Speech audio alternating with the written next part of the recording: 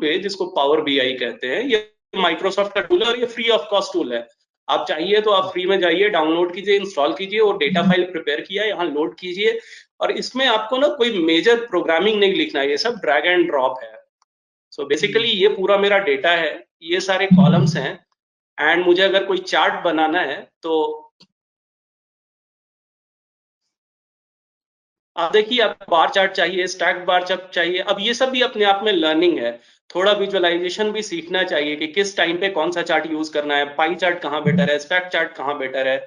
और आप चार्ट बनाना यहाँ is all about dragging and dropping. आप इसको ड्रैग कीजिए, जो वेरिएबल देखना है, अगर आपको रिटर्न ऑन कैपिटल देखना है तो रिटर्न ऑन कैपिटल ड्रैग कीजिए, डेट इक्विटी देखना है तो आपको कुछ लिखना नहीं है, ये पूरा ड्रैग एंड ड्रॉप पे काम करता है, and then you will be able to create it. अगर आपको फिल्टर करना है by year, by sector, by industry, वो सब ड्रैग एंड ड्रॉप से होता है। तो मैं 3-4 इनसाइट्स दिखाता हूँ कि क्या काम करता है।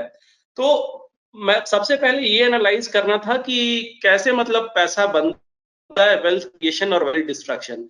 तो मेरे कुछ हाइपोथेसिस थे। तो अगर हम मार्केट में बात करें तो हर कोई कहता है, या फिर अगर आप बुक पढ़ें, आप फिलिप फिशर की बुक पढ़ें, तो हर कोई कहता है कि रिटर्न ऑन कैपिटल हाई होना चाहिए, डेट इक्विटी डेट फ्री होना चाहिए, अट्रैक्टिव वैल्यूएशन पे होना चाहिए। और बहुत बार हम लोग कहते हैं कि नहीं, इसका तो रिटर्न ऑन कैपिटल 10% है, इसलिए मैं इन्वेस्ट नहीं करूंगा, ये 40% है तो मैं इन्वेस्ट करूंगा। बट क्वेश्चन ये आता है कि इंडिविजुअली ये सब पैरामीटर कितने इंपॉर्टेंट है, और इन सारे पैरामीटर को एक साथ लिया जाए तो कितने इंपॉर्टेंट है। क्योंकि एक कंपनी का जो वैल्यूएशन होता है उसमें हर चीज का एक रोल होता है। कितना रोल है ये कोई नहीं जानता। मतलब मैंने तो बुक में नहीं देखा कि कोई कह दे कि इसका रोल 20% है और इसका रोल 40% है। तो to some extent, without getting into programming and without getting into advance algorithms, एक मशीन लर्निंग एरिया है जहां ये सब भी आप क्वांटिफाई कर सकते हैं, but with a very crude way which कोई भी जनरल आदमी आराम से कर सकता है। Will try to highlight some of them. So यहाँ एक मीट्रिक मैंने लिया है, एसेट टर्नओवर। एसेट टर्नओवर क्या होता है कि अगर आपने कंपनी चलाने के लिए लेट से 100 रुपए का एसेट क्रिएट किया और आप 300 रुपए का रेवेन्यू साल में जनरेट कर रहे हैं, तो बेसिकली एसेट टर्नओवर 3 हो गया, बिकॉज 100 रुपए के एसेट पे आप 300 रुपए का टर्नओवर जनरेट कर रहे हैं। तो बेसिकली आप जितना ज्यादा टर्नओवर जनरेट करेंगे उतना अच्छा है। लेकिन अगर आपने 100 रुपए का एसेट लिया और आप 50 रुपए का रेवेन्यू जनरेट कर रहे हैं, 5 रुपए का प्रॉफिट ले रहे हैं, और 100 रुपए के एसेट पे आपको 5 रुपए का इंटरेस्ट कॉस्ट है, तो फिर प्रॉफिट नहीं बनेगा, बिकॉज पूरा आप इंटरेस्ट पे करोगे। तो एसेट टर्नओवर इंपॉर्टेंट है। अब एसेट टर्नओवर हम जानते हैं, लगता है कि जितना ज्यादा हो उतना अच्छा है, लेकिन कितना ज्यादा हो और अच्छा है खराब है क्या है। तो ये जो मैंने किया है ना, तो ये डेटा लाने के पहले मैंने क्या किया, सबसे पहले तो मैंने थोड़ी बहुत based on my domain knowledge थोड़ी सी फिल्टरिंग की।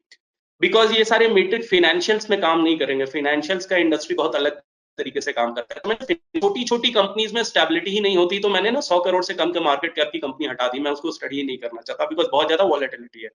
कंपनीज यहाँ लास्ट 5 साल में 2 से ज्यादा साल कंपनी ने लॉस कमाया है, मैंने वो भी हटा दिया, बिकॉज वो बहुत ही अनस्टेबल है, मैं नहीं देखना चाहता। मैं स्टेबल कंपनीज में रहना चाहता हूँ।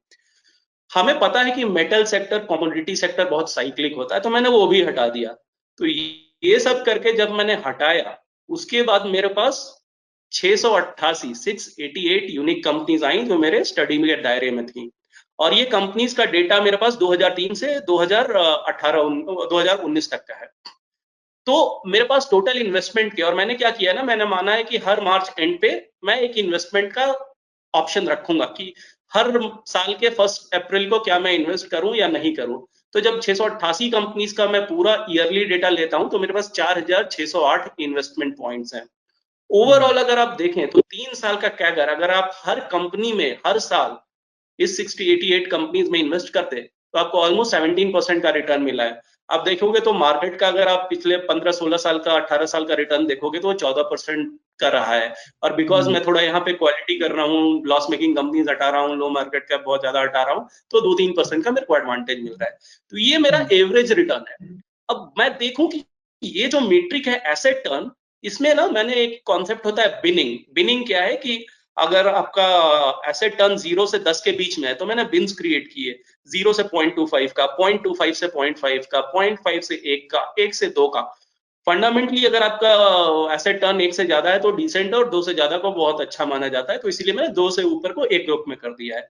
और ये जो नंबर आप देख रहे हो, ये नंबर बताता है कि इस बकेट में, जिस बकेट का एसेट टर्न 2 से ज्यादा था, अगर आपने उस बकेट में लेट से कि 50 कंपनीज आई, अगर आपने उस 50 कंपनीज में इन्वेस्ट किया तो आपका एवरेज 3 साल का कैगर रिटर्न क्या है, जो 23% है। तो अगर आप देखो तो this looks like a very good correlation, जहां आप 1 से 2 या 2 से ऊपर कर रहे हो तो आपका रिटर्न हाई है, बट जैसे जैसे आपका एसेट टर्न घटता जा रहा है, आपका एक्सपेक्टेड 3 साल का रिटर्न घटता जा रहा है। और अगर आपका एसेट टर्न 0.5 से कम है तब तो आप 8% का 7% का एफडी रिटर्न भी जनरेट नहीं कर पाओगे। तो ये एक बहुत बड़ी लर्निंग है कि जिन कंपनीज का एसेट टर्न कम होता है, अगर आप वहां इन्वेस्ट कर रहे हैं तो आपका रिस्क रिवॉर्ड बहुत लो है। तो आपको इंश्योर करना होगा कि आप अपने फंडामेंटल रिसर्च पे बहुत श्योर हैं, बिकॉज आपका रिटर्न अगर आप देखो तो 1/3 हो जाता है। आप यहाँ इन्वेस्ट करो वर्सेस यहाँ कर रहे हो, अगर आप जेनरिक प्रोबेबिलिटी में बात करो तो ये 1/3 हो जाता है। तो this is just one which can show कि कहाँ पे इन्वेस्ट करना चाहिए। यहाँ वेल्थ डिस्ट्रक्शन के चांसेस ज्यादा है और यहाँ वेल्थ क्रिएशन के चांसेस ज्यादा है।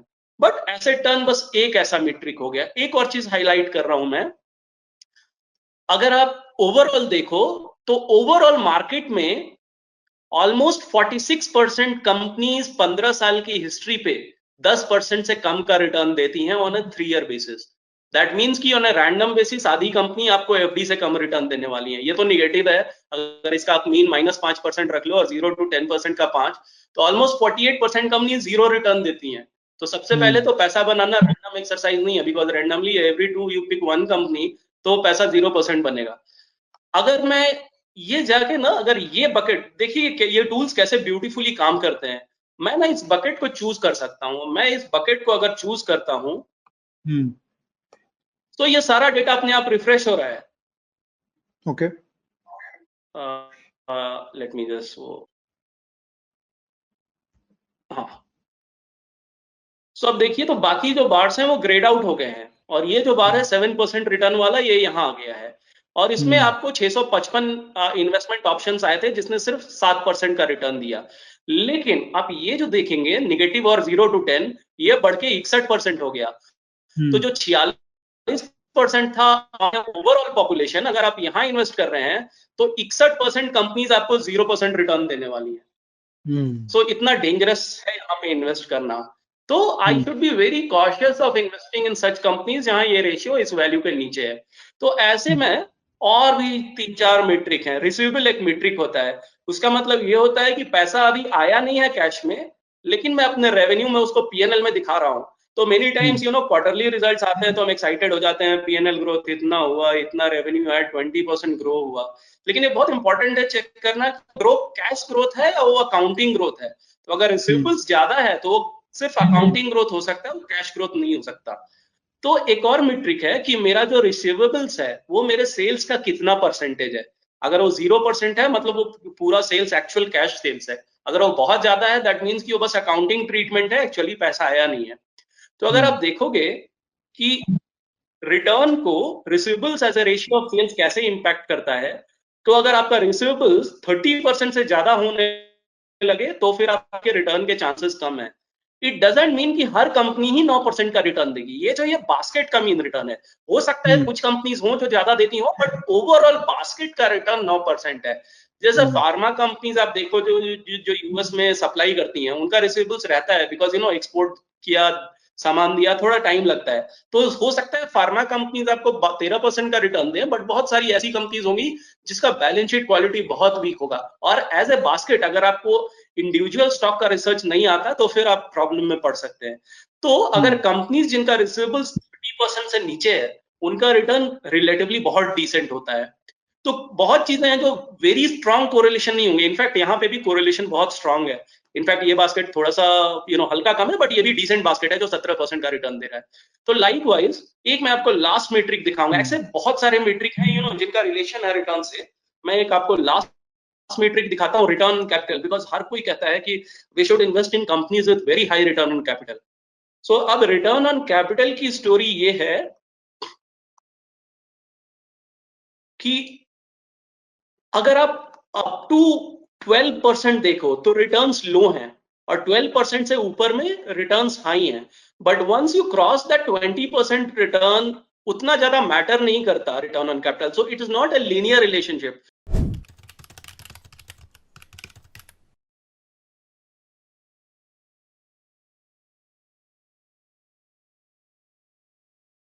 Investments in the securities market are subject to market risks.